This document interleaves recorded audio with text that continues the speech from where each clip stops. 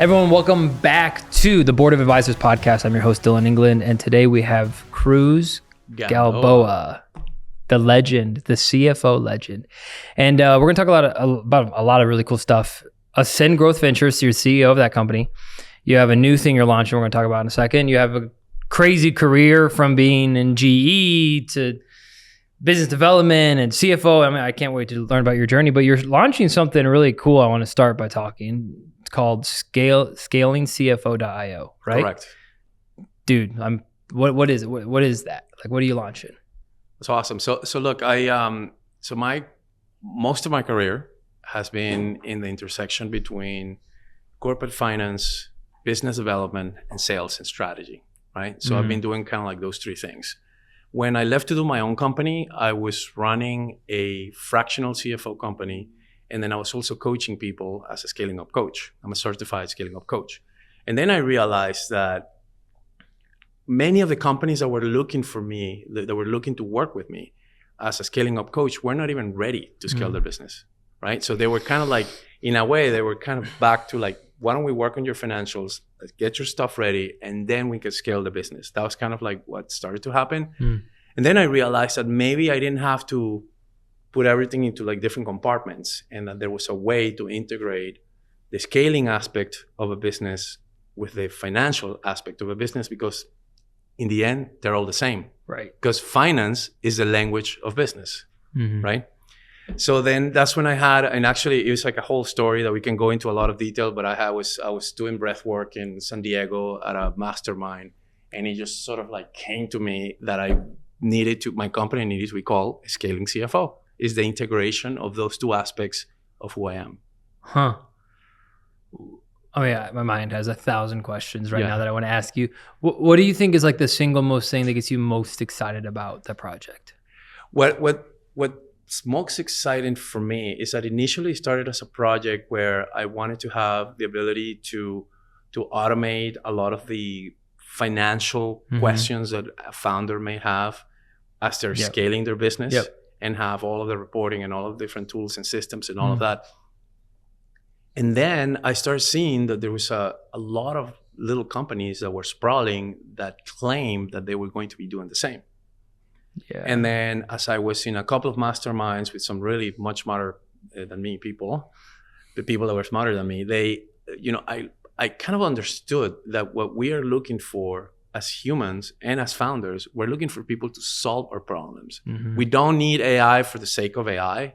We want AI or something, it doesn't matter what, we want it to solve our problems in the fastest way and at the lowest cost possible, right?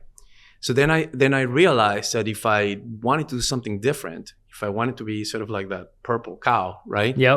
I needed to have a solution that integrated both the AI aspect, but also the human aspect. So that's basically how I pivoted my company from being just purely a tech company into a tech and advisory company that can be done at scale, because now you have access at a fraction of the cost that will cost you a full CFO.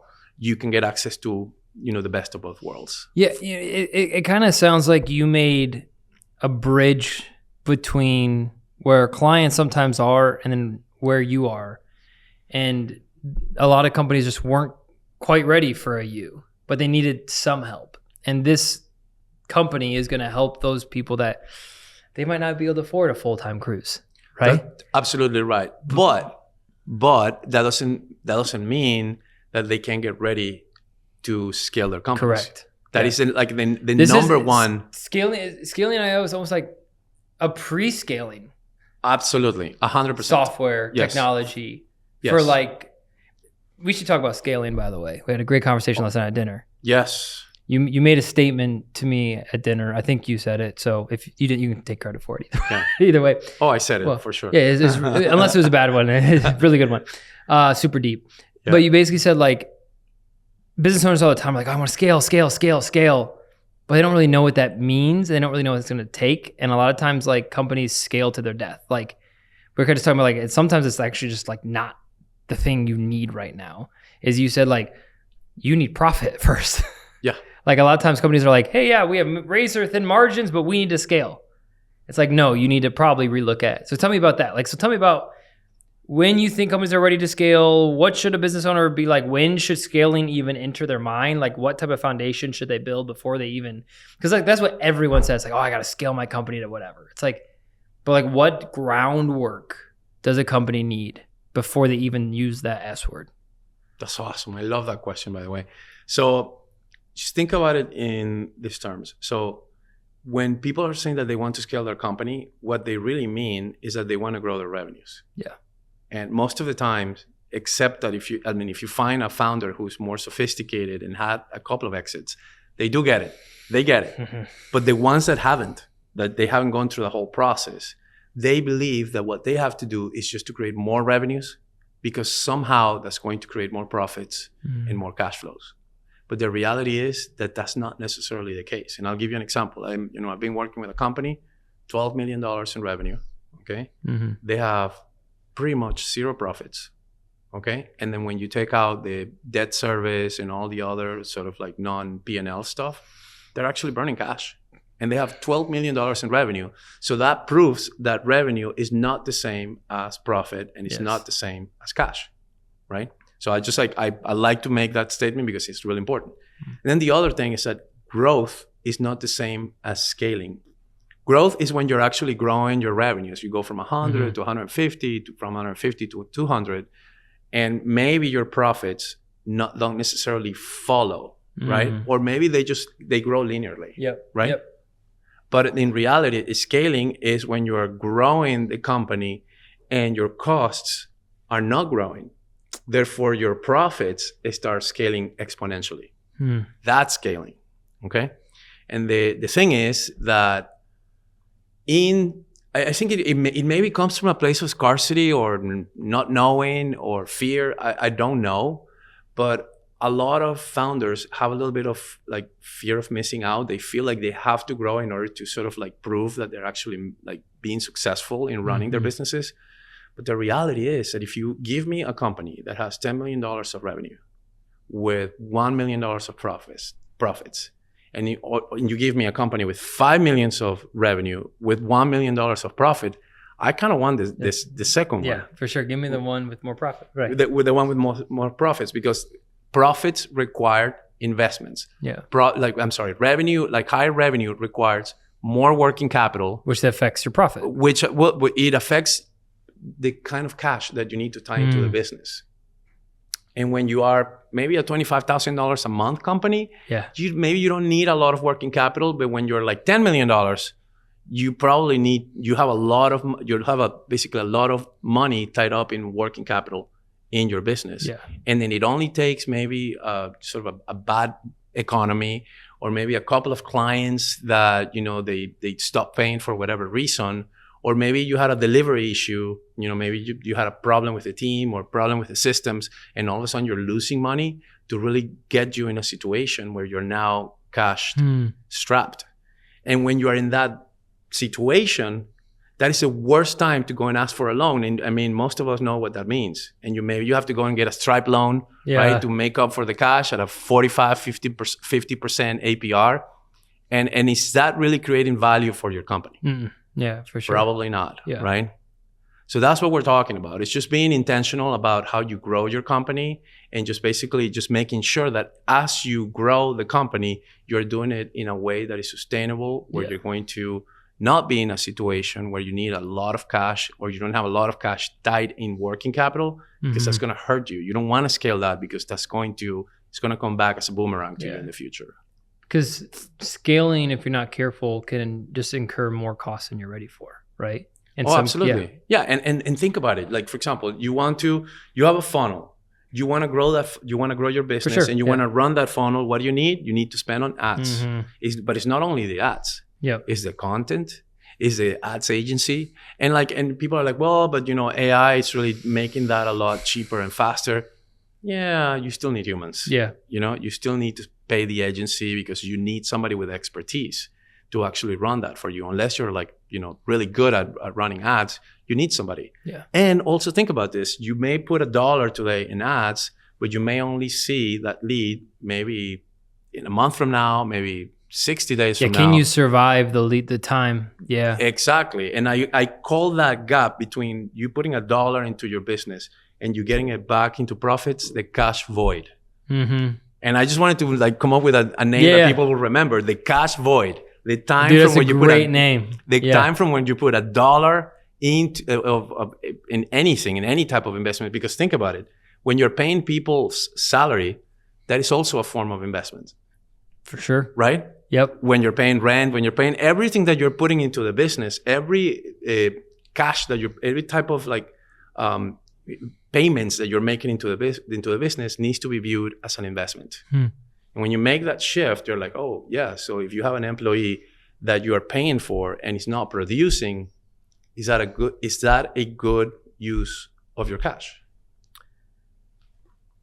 I mean, first of all, it's great advice. Secondly, what are some triggers that founders should be looking for that shows them that they're not ready to scale or that they are ready to scale?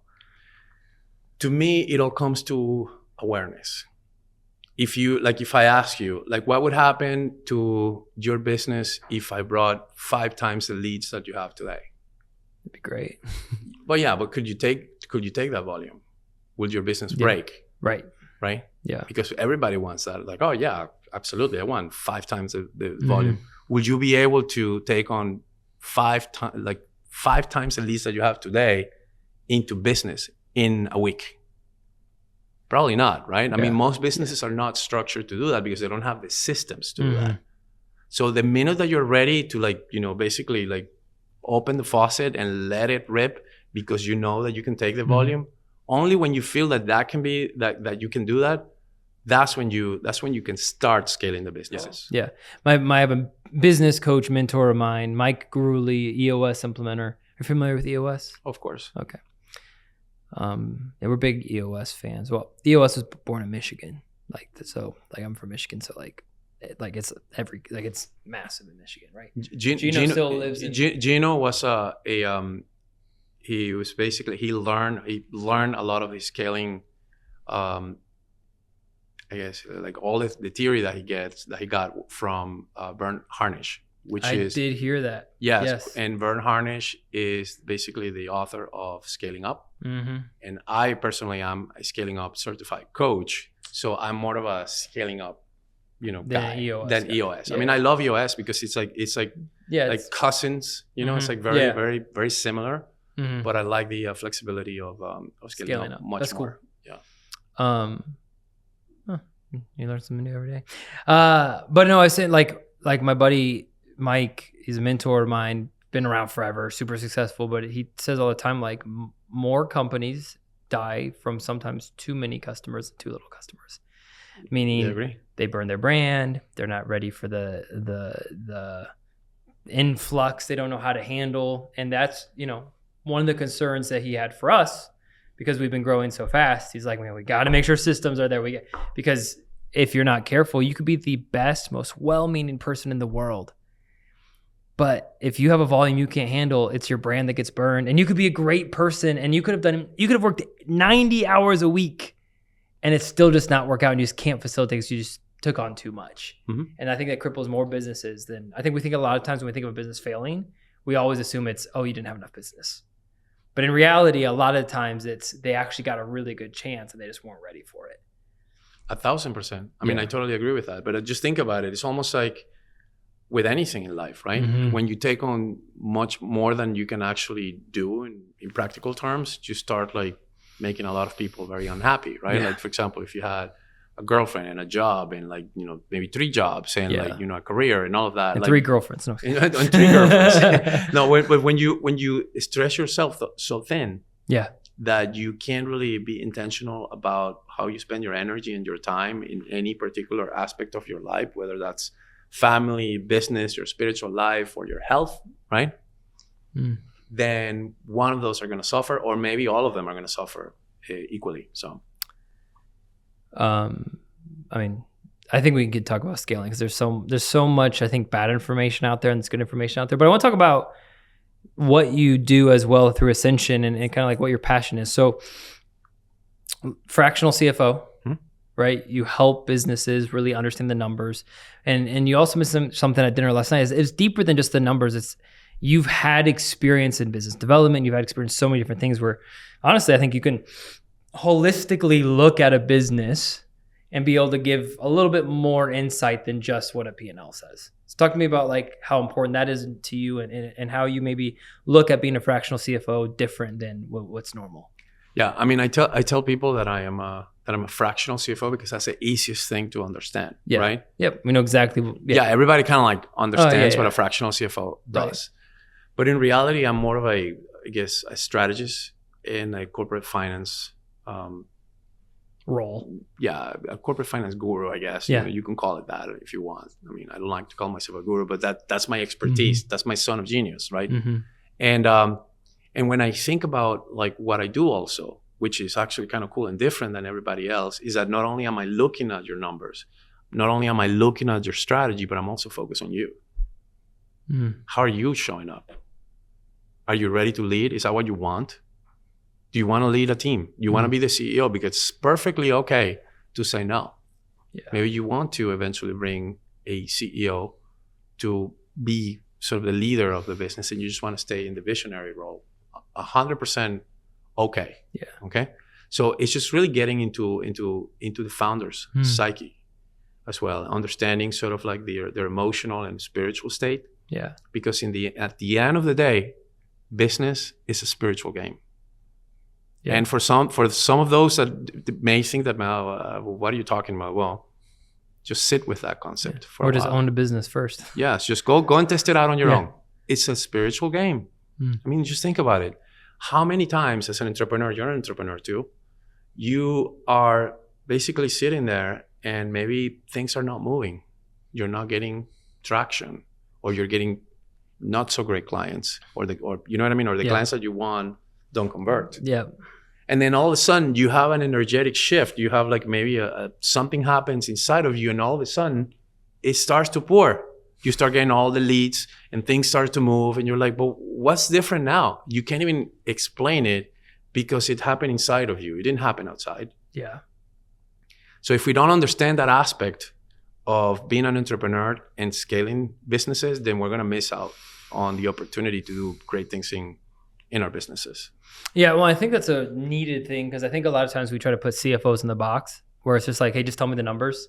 Like, tell me what I can spend. Tell me what I can't spend. Yeah. But being willing to listen to advice from people that have done it, been there. And I do think the CFO is probably one of the most qualified person to give that advice because they understand the business almost better than anybody because they're looking at the numbers, right?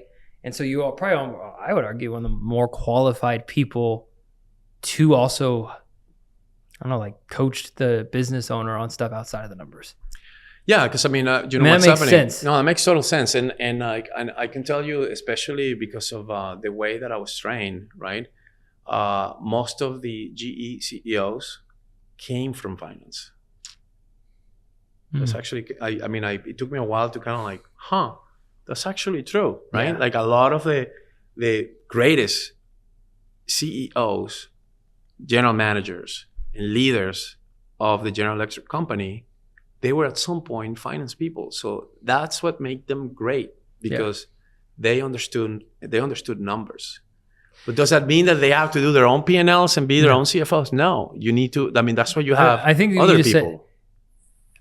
Like on a level of 1 to 10, as far as a priority of a business owner, like where would you rate understanding your numbers as like a priority for a business owner? 10. 10. Yeah. Yeah. I mean, can you imagine like for example, how would you rate knowing how to drive a plane and being able to read all of the instruments on a plane for a pilot? Me personally, 2. Maybe a 1. I couldn't do it. I mean, but meaning like how important it is. For them, yeah, for 10. Them, it's 10. It's a 10. Yeah, maybe 11 out of 10. Yeah, right. Yeah. But the problem is like, I think you're saying for me, I was like, I would walk on that plane. I'd be like, I have no idea. The problem is that that's why you wouldn't want me flying. Exactly. Right. So the reality is that many folks that are leading their companies, they're really good at sales or maybe good at offers.